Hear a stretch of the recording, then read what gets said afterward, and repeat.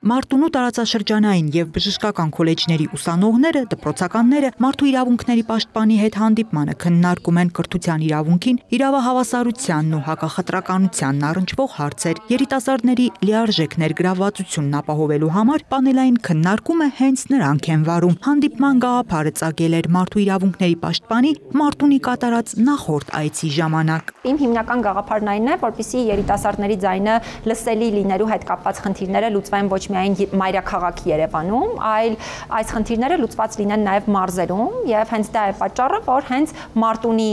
քաղաքում ենք այս պահին այս միջոցառումը կազմակերպում Մարտունու երիտասարդների ներգրավմամբ։ Ներկայացնում եմ Գեղարքունիքի տարածաշրջանային պետական քոլեջը։ Ուզում եմ շնորհակալություն հայտնել ամբողջ քոլեջի անձնակազմի անունից նման հնարավորություն ընձեռնելու համար։ Դահլիճում ներկայ նաև դպրոցի աշակերտներ, ովքեր մեզանից օրինակ վերցնելով հաջորդ հանդիպումների ընթացքում իրենք ներկայացնեն իրենց ուսումնական հաստատությունները։ Քննարկումն ավելի լայն ծավալվում է կրթության իրավունքի իրացման խնդրի շուրջ։ Երիտասարդներին հետաքրքրում են մասնագիտությունների պահանջարկին, գրավչության բարձրացմանը, ուսման եւ աշխատանքի համատեղելիությանը վերաբերող հարցեր։ Շատ կարևոր ասպեկտներով անդրադարձ ենք կատարել ազգային փոքրամասնությունների իրավունքներին, կանանց եւ տղամարդկանց իրավահավասարությանը, ընդհանրապես հակախտրականության ոլորտի չափանիշներին եւ այդ առումով պետական մարմինների աշխատանքների հետ կապված հարցերին եւ նաեւ կրթության բնագավառի կողմից տրվող հնարավորությունները,